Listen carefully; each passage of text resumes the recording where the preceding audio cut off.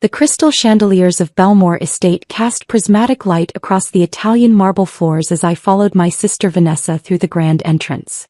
My mother walked between us, her designer handbag swinging with each purposeful step. I'd made the mistake of mentioning I was also looking at wedding venues, and Vanessa had insisted I join her tour to see what a real wedding looks like. This is 20,000 square feet of pure elegance, the event coordinator, Patricia, explained as she guided us through the ballroom. Floor-to-ceiling windows overlooked manicured gardens that stretched toward a private lake. We can accommodate up to 300 guests for a seated dinner. Vanessa clutched her fiancé Trevor's arm, her engagement ring catching the light with calculated precision. It's perfect. Absolutely perfect. This is exactly the kind of venue that matches our status.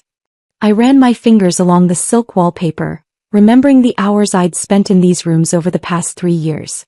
The scent of imported roses from the arrangements I'd personally approved last week filled the air.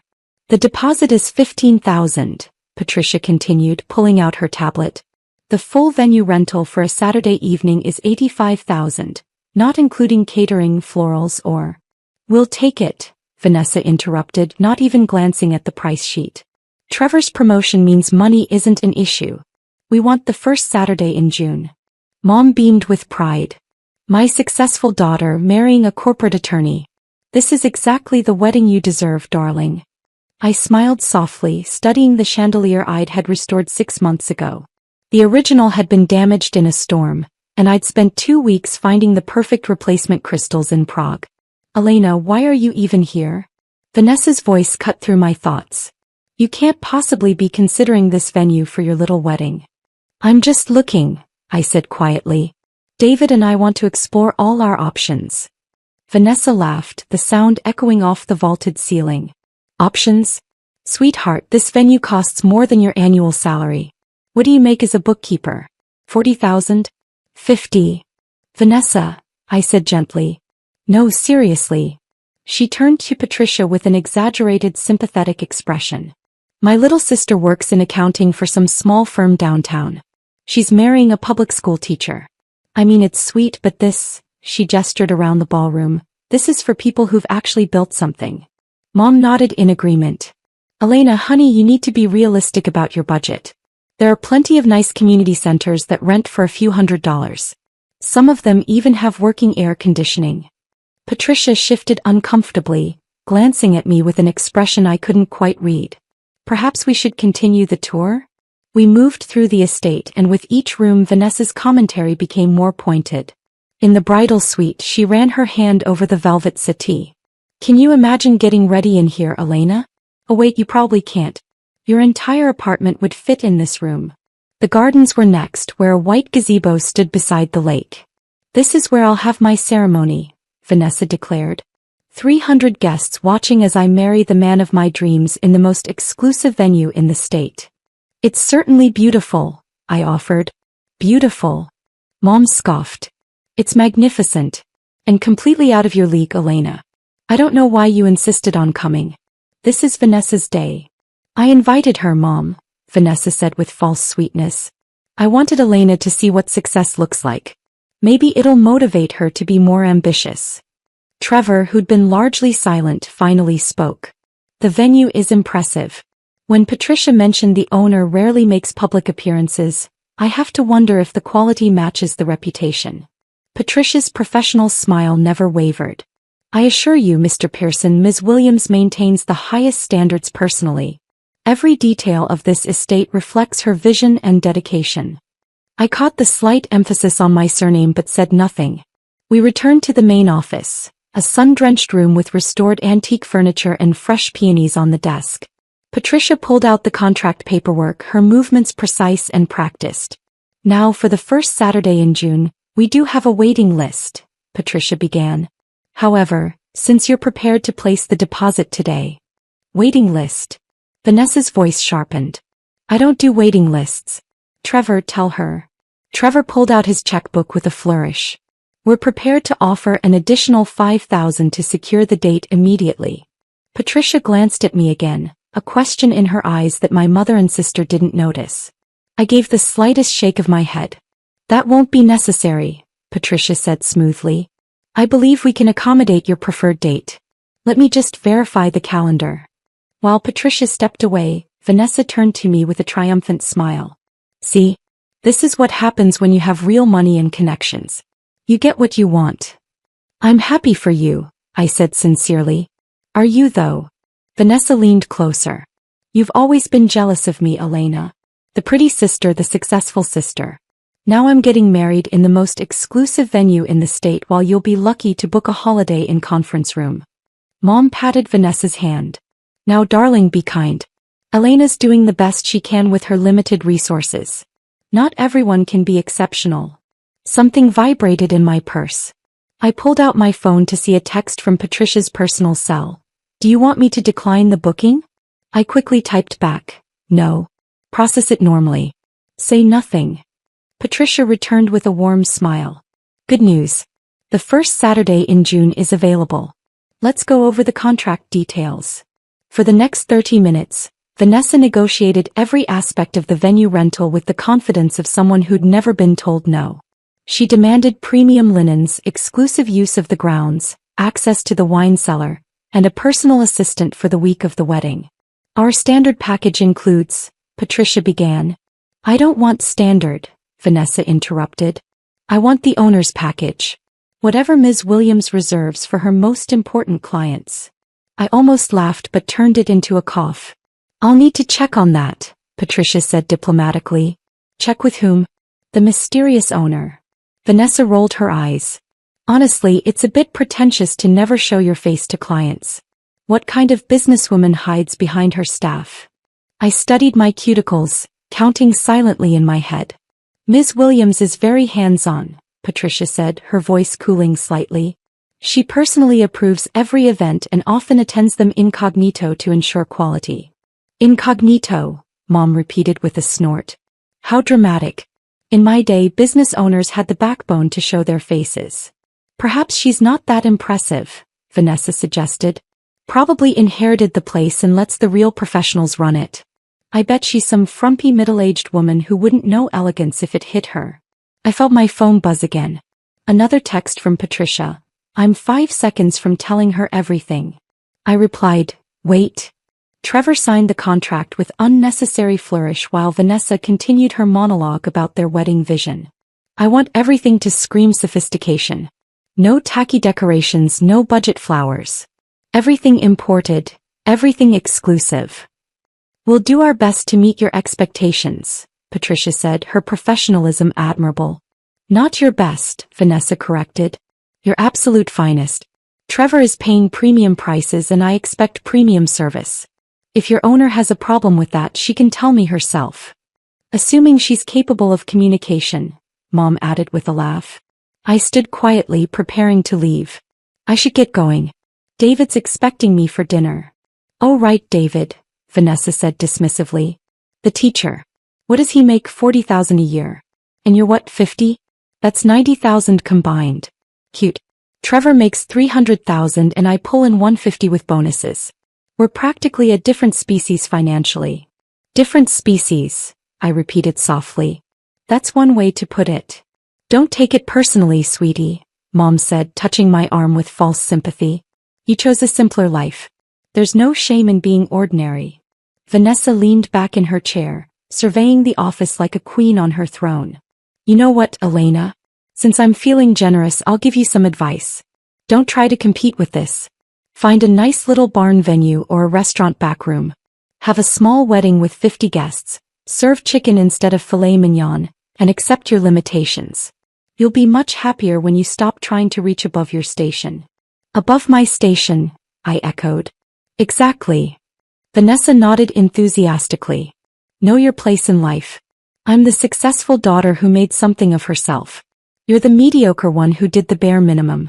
That's just how it is. Mom squeezed Vanessa's shoulder proudly. My brilliant girl. You've always been so clear-eyed about reality.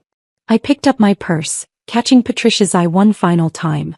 She looked like she was ready to explode, but I smiled peacefully and headed toward the door. Elena, Vanessa called out, her voice dripping with mock concern. Please don't embarrass yourself by trying to book anything here. Patricia, if my sister calls about pricing, just tell her it's out of her range. Save everyone the awkwardness. Patricia's jaw tightened. I'll handle any inquiries appropriately.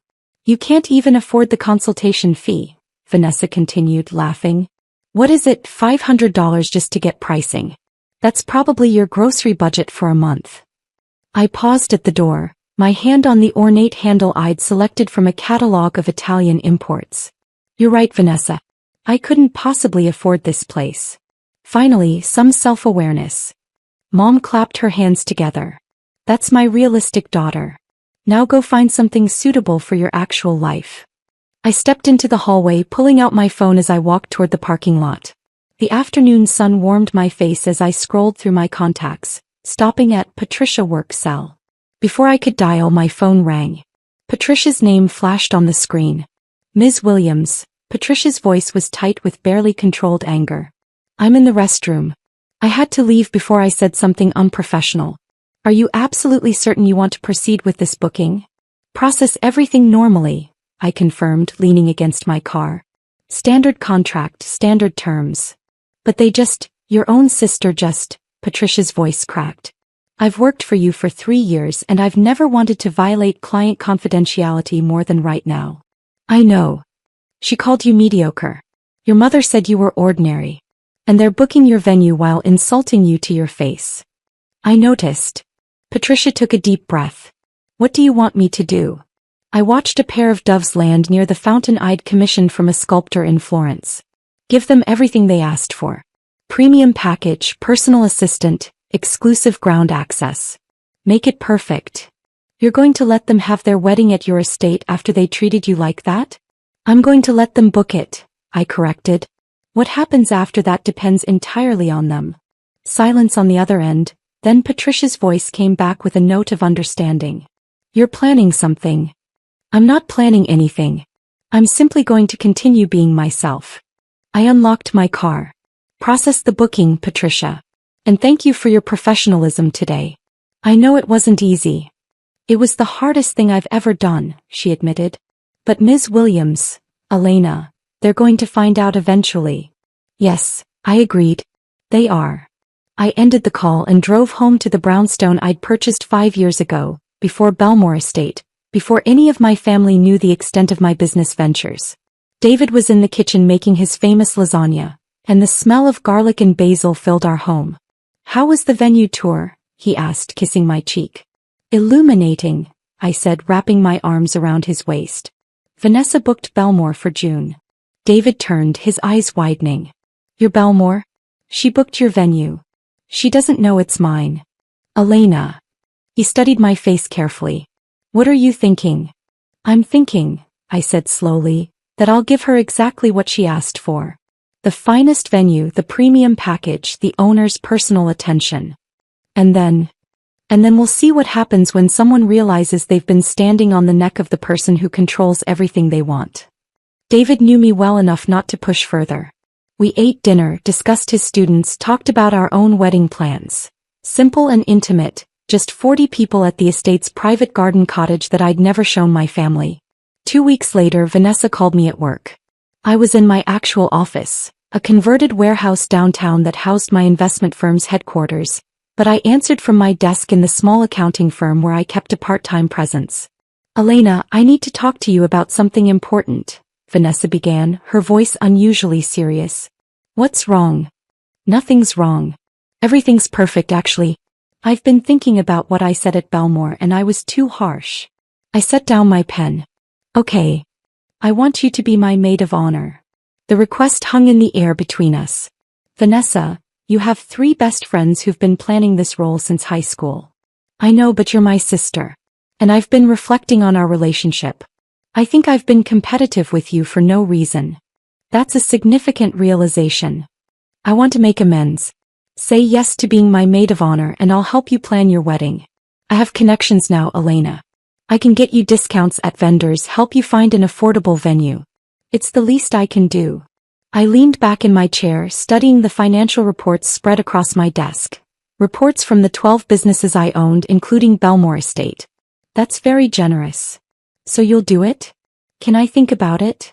Vanessa's voice tightened. Why would you need to think about it? I'm offering you a role of honor in my wedding and help with yours. Most people would be grateful. I am grateful. I just need to check with David about the time commitment. Fine. But Elena? Don't take too long. I need to know by next week so I can order the dresses. And there'll need to be alterations ready because, well, you're not exactly model tall like my friends. After hanging up, I called Patricia. Has my sister made any additional requests? Oh yes, Patricia said wearily. She's called 17 times. She wants to change the flowers, upgrade the linens again, add a champagne wall, import oysters from France and have live swans on the lake.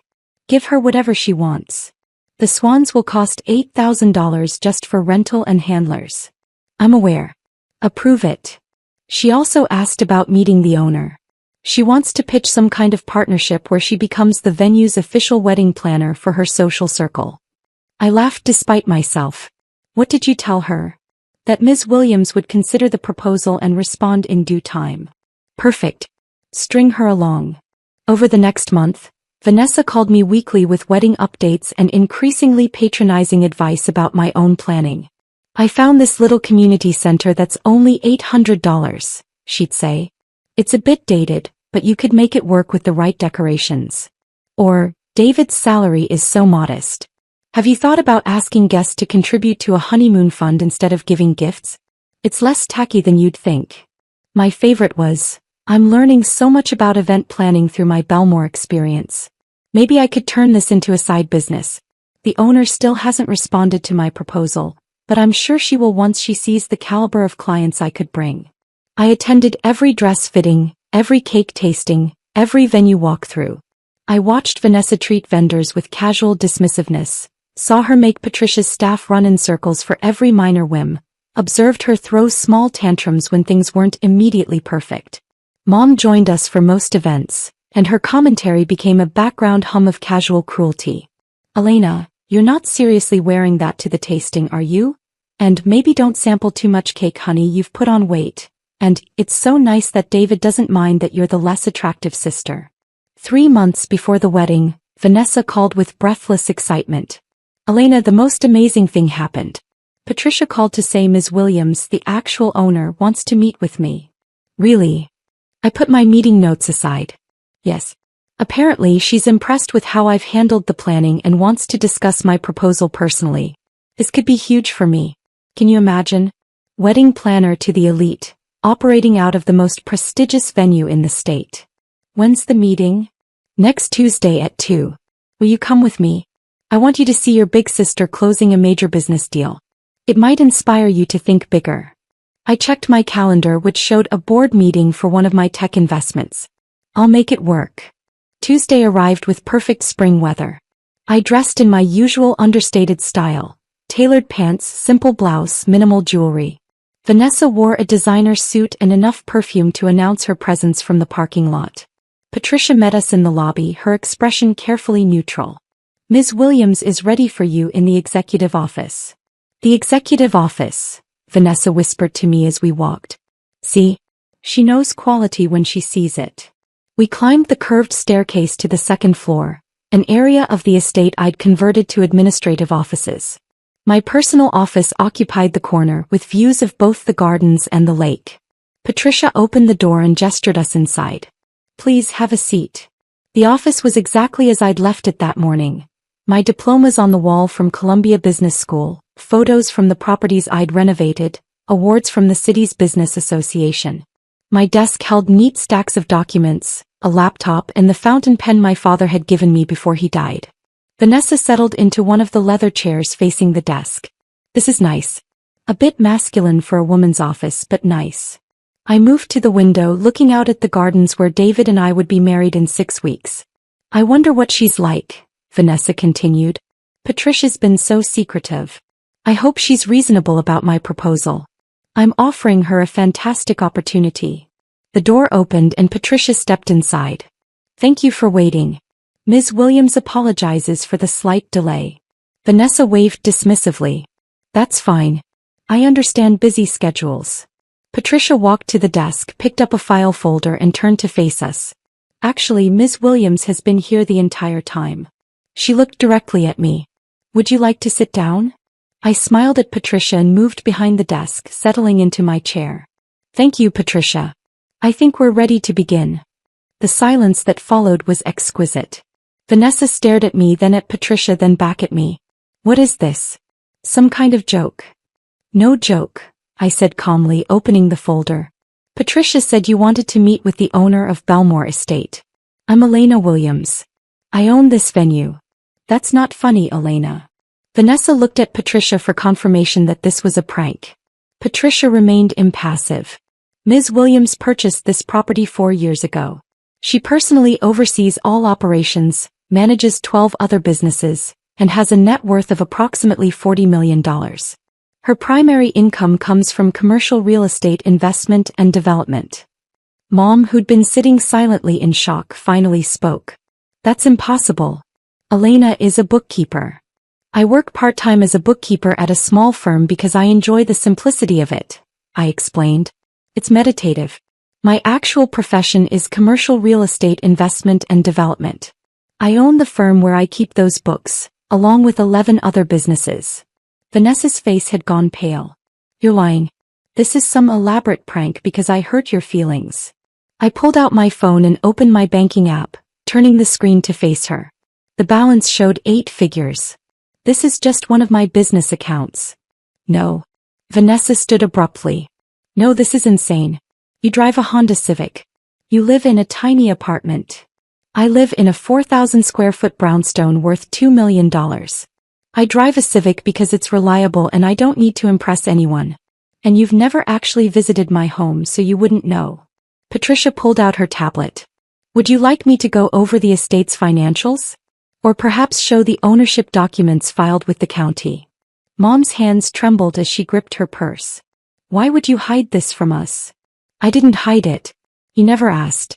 You assumed I was struggling because I didn't flaunt my success, and that assumption revealed everything I needed to know about how you value people. Vanessa sank back into her chair. The entire time. You owned this venue the entire time and you let us say exactly what you thought, I finished. Yes. But why? Tears formed in Vanessa's eyes. Why would you humiliate me like this? I haven't humiliated you, Vanessa. I processed your booking, gave you everything you asked for, and provided excellent service through Patricia's team. The only humiliation you're feeling is from the realization that you built your entire self-worth on a false premise. Mom found her voice. This is cruel, Elena. Letting us believe you were poor, letting us feel sorry for you. You never felt sorry for me, I interrupted, my voice still calm. You felt superior to me. There's a difference. And I never said I was poor. I said I worked as a bookkeeper and was marrying a teacher. Both true statements. You added your own interpretations. Patricia cleared her throat. Should I explain the current status of the booking? Please, I said. Ms. Vanessa Williams has a confirmed reservation for the first Saturday in June, with a contract for the premium owner's package. The deposit is non-refundable and the balance is due 30 days before the event. As of today, the full balance of $147,000 is outstanding. Vanessa's eyes widened. $147,000? You requested numerous upgrades, Patricia continued, reading from her tablet. French imported oysters, live swans, premium imported linens, exclusive ground access, the owner's wine cellar, a personal assistant for the week of the event, upgraded lighting packages, and a custom floral installation requiring flowers from 4 different countries. It's all itemized in your contract. I can't afford that, Vanessa whispered. Trevor and I combined have saved $80,000 for the wedding. That's everything we have. I pulled out the contract sheet signed. You represented that cost was no issue. That you wanted everything that screamed sophistication. Mom leaned forward. Elena, you can give her a discount. She's your sister. Can I? I looked at Patricia. What's our policy on discounts? Belmore Estate does not offer family discounts, Patricia said without missing a beat. In fact, given the additional demands Ms. Williams has made on staff time, 17 phone calls, 11 revised vendor orders, 3 complete redesigns of the floral plan, we typically charge an administrative fee for high-maintenance clients. How much is that fee? I asked. 20% of the total contract value. In this case, approximately $29,000. Vanessa stood again, her chair scraping against the hardwood floor. You can't do this. I can't. I tilted my head. Why not? Because we're family? You spent 3 months telling me I was mediocre, ordinary, and that I needed to know my place. You suggested I was jealous of your success. You offered to help me find affordable venues because you felt sorry for my limited resources. Now you're asking me for special treatment based on a relationship you've spent years diminishing. I didn't mean any of that, Vanessa said desperately. I was just being competitive. Sisters do that. No, Vanessa. Sisters support each other. What you did was establish a hierarchy where you believed yourself superior and me beneath you. The only thing that's changed is which one of us actually holds the power. Mom's voice shook. So this is revenge. You're going to bankrupt your sister over hurt feelings. I'm not bankrupting anyone. Vanessa signed a contract for services she requested. She can honor that contract, or she can cancel per the terms she agreed to, which means forfeiting the $15,000 deposit and owing a cancellation fee of 30% of the total contract value. Patricia did the mental math. That would be approximately $59,000 total. Vanessa collapsed back into the chair, her carefully constructed composure crumbling. I don't have that kind of money. Even if Trevor and I use our entire wedding savings, we'd still be short. Then I suppose you need to make a choice, I said simply. Honor your contract and have your dream wedding at a venue you can't actually afford, or cancel and lose a substantial portion of your savings. Either way, the decision is yours. What do you want from me? Vanessa's mascara was running now. An apology? I'm sorry, okay? I'm sorry I said those things. I don't want anything from you. I closed the folder. I wanted you to understand what it feels like to be on the other side of dismissive superiority. To realize that the person you considered beneath you actually controlled everything you wanted. That's not revenge, Vanessa. That's education. Mom stood, trying to muster her authoritative parenting voice. Elena Williams, I am your mother, and I am telling you to void this contract immediately. You're my mother, I agreed. A mother who has spent years making it clear that you value Vanessa more than me because she fit your definition of success. Do you remember my college graduation from Columbia? Mom's face flickered with uncertainty. You didn't come, I continued. Vanessa had a work event, a happy hour with her marketing team, and you said that was more important than my graduation. When I bought my first property at 26, I invited you to the ribbon cutting. You said you had a hair appointment. I didn't realize that it mattered, or that I was successful. Because those are two very different things, Mom. Patricia's phone buzzed. He glanced at it, then at me. The Hendersons are here for their 3 o'clock consultation. Thank you, Patricia. We're just finishing up. I stood, smoothing my blouse. Vanessa, you have until the end of business today to make a decision about your contract. Either commit to the full payment plan or file for cancellation. Patricia will handle either choice professionally. Vanessa wiped her eyes, smearing her mascara further. And what about you? Are you going to tell everyone? Make sure all my friends know that my little sister is actually some real estate mogul who humiliated me? I'm not going to tell anyone anything. Your choices are your own business. But Vanessa. I waited until she looked at me. The next time you assume someone is beneath you because they don't flaunt their success, remember this moment. Mom gathered her purse with shaking hands. I can't believe you'd treat your family this way. The way you treated me? I asked quietly. With dismissiveness and condescension? Or the way you thought I deserved to be treated? With patience and professional courtesy? Neither of them had an answer.